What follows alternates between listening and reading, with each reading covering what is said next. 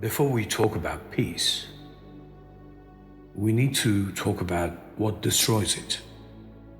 When you think deeply about it, nothing outside has the power to disturb your peace.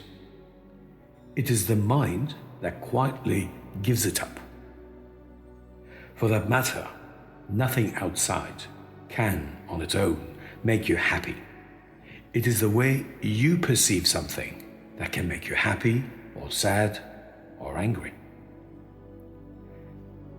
Every outburst, every moment of pain, every wave of anger or frustration begins in one place, within. And until that's understood, no amount of success, love, or comfort can truly make us free. Let me talk about something almost everyone deals with quite often, all right? You know those moments of white-hot anger, that sinking feeling of being hurt, or pure frustration that can totally hijack a person's whole day, weeks, months, or even years. I want to share a really powerful idea here. What if one could actually get a handle on those feelings, not by trying to change everything around, but by mastering what's going on up inside the cranium, the mind? So let's go. Think about it. It's a simple question, but the answer goes very deep. Why does one little critical comment on social media completely ruin a day while another can be brushed off easily? Why does getting stuck in traffic make a person furious one morning, yet the next time it feels like no big deal? The secret isn't in what's happening outside. I repeat, it's in what's happening inside. Here's the core idea. Getting upset isn't caused by the event itself. It's the gap, that friction between what is happening and what the mind believes should be happening. The entire conflict, the whole struggle, is completely internal. It is the result of not being able to come to terms with something, someone, or some situation. This leads straight to the real source of all that emotional turmoil. And spoiler alert, again, it's not other people, not circumstances, not the world. The true source is much closer to home. It's that invisible web of beliefs that every person carries around every single second of every single day. The process is actually quite simple when broken down. When what's happening in reality lines up with one's internal rulebook, if we could call it that way, those beliefs about how things are supposed to be, one feels good, content, and at peace. But what happens when reality breaks one of those rules? Suppose someone has a rule that says, my partner should just know what I need without me having to say it. When that doesn't happen, that's the moment hurt or frustration arises. The event itself is merely a trigger. The real explosion happens inside the mind. That feeling, the heart starting to race, the face getting hot, all of it begins with the thoughts being entertained in the mind. It's that running commentary in the head, if you may call it, the constant judging of what is against one's own personal ideal that kicks off the entire physical and emotional chain reaction. One is quite literally thinking oneself into a state of being upset, meaning you are actually pushing yourself into a state of being upset through thinking in a certain way. So if these beliefs are the problem, what's the solution? For that, we can turn to some remarkably ancient wisdom. No, not as a religious thing, but as something incredibly practical, a user's manual for managing the mind. Yes, it's the Srimad Bhagavad Gita. And that's the key distinction. It isn't a list of do's and don'ts. It's a tool for intellectual growth, a way to understand the very mechanics of the mind. Honestly, it can save decades of trying to reinvent the wheel and working on finding solutions. It offers a whole new framework for looking at the world. At the absolute heart of this framework is the idea of non-duality. No, it is not some deep, profound and complicated idea at all. Think of it this way. The ocean shows up as countless different waves. Now, each wave has its own unique shape and size, but underneath it all, it's just one single body of water. Non-duality is like that.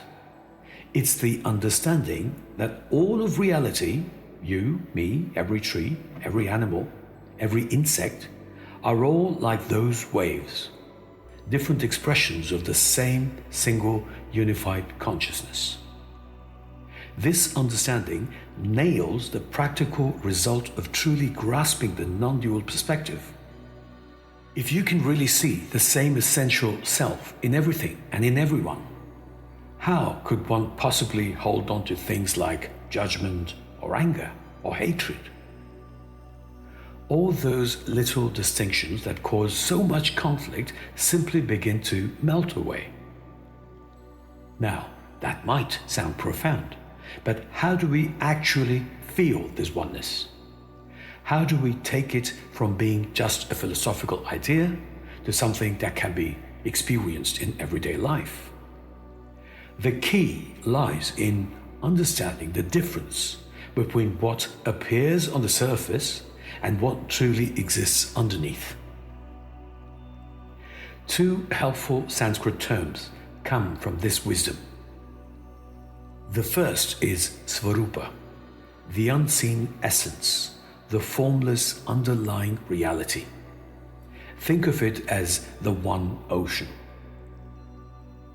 The second is Vibhuti, everything that can be perceived with the senses, shapes, colors, sounds, or the individual waves.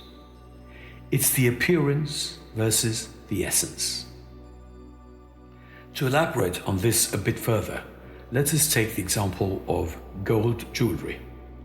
The jewelry is made of gold, meaning the essence is gold, but the physical forms of gold are the different pieces of jewelry. Gold is the Svarupa and the jewelry is the Vibhuti. So everything seen, heard, touched, tasted or smelled is Vibhuti, the manifestation. But the underlying reality, the Svarupa, is that one single formless essence of which everything is made and by which everything is connected. We are not actually seeing many separate things. We are seeing different expressions of one single thing. And when that begins to sink in, the entire perspective shifts naturally. This gives rise to what is called magnanimity. Think about how an adult views a little child who makes a mistake. The adult sees it with compassion and understanding, not rage, simply because the adult has a broader perspective. Seeing oneness gives that same wider perspective towards everyone. Let's make this tangible. Wherever you are right now, stop for a moment. Pause. Become aware of the air, the space touching your skin. Feel the space surrounding your hands, your face, your entire body. Just for a moment, notice that invisible presence all around you in which you exist. It is a whole non-dual reality of existence and awareness. Therefore, it's not that my soul resides in my body, but my body-mind complex exists in the all-pervading Paramatma, existence and awareness. The non-dual, formless, all-pervading substratum of existence is the only true reality, referred to in the Srimad Bhagavad Gita as Brahman, personified as Krishna. It is not a philosophical abstraction or a mystical notion, but the very basis of all that exists. Brahman is not elsewhere. It is ever present, the consciousness through which all experiences arises. It is neither a distant divinity nor an object to be found, but the very essence of the self, available in every moment as the undeniable fact of one's existence and awareness. Realizing this is not about belief, but about direct understanding. Through reasoned inquiry and mental clarity, and the removal of false identifications as emphasized in Shloka 434 and throughout the Srimad Bhagavad Gita. Now turn that awareness inwards into the body. Consider the space inside your body, inside the arms, the chest, deep within every single cell. What exists between all the atoms and molecules that make up you? It's that exact same formless space. The essence outside is the very same essence inside. There is no boundary, no separation. That feeling, that recognition, that's the direct experience of non-duality. You are not separate. You are it. Your body is not separate. Your body is in it. That feeling, that recognition, that's the direct experience of non-duality. So how can this understanding be applied? Recognizing this oneness is the absolute key to reclaiming power and peace from the chaos of everyday life. People often speak of individual souls, implying separateness. All right, let's assume for a moment that such souls do exist. How would one distinguish one soul from another soul, especially when they have no body? And what exactly defines their size? What boundary or skin would a soul have to determine how big or small it is? What is a soul made of? Asking questions until clarity is achieved is the core of Vedanta, and not blindly believing stories. Here's the ultimate takeaway. Mental pain does not come from a person or a situation. It comes from one's thoughts about them, that constant unconscious habit of comparing reality to a rigid set of beliefs about how it should be. Here's the real work. First, identify the belief, and then find out what the unspoken rule is which is being broken when you get upset. Is it people should always give importance to me wherever I am, or my friends should always agree with me? Then, just as an experiment, try letting it go for a moment. What would it feel like to release that rigid expectation? This is the goal, to live with awareness of one's own beliefs and to recognize the choice available in every single moment, the choice to cling to them or the choice to let them go. That choice is the difference between being a prisoner of one's own mind and being truly free. So here's a final thought to carry forward. What if, just for the rest of today, you chose one single expectation about a person or a situation and consciously decided to let it go? What kind of peace might you discover in that little bit of space you create? In that tiny space of letting go, something extraordinary begins to unfold. You don't just feel calmer, you begin to see. You see that peace isn't something to chase later. It's what remains when resistance ends. Life doesn't lose meaning when you release control. It reveals it. And in that stillness, you might catch a glimpse of something far greater than comfort. You might just discover yourself, beyond thought, beyond emotion, beyond every story. Because the moment there's nothing to hold on to, no one to blame, nothing to defend, you stand in pure awareness, untouched, unbroken, free. That's not escape. That's mastery. That is freedom from the web of beliefs you have constructed. Thank you.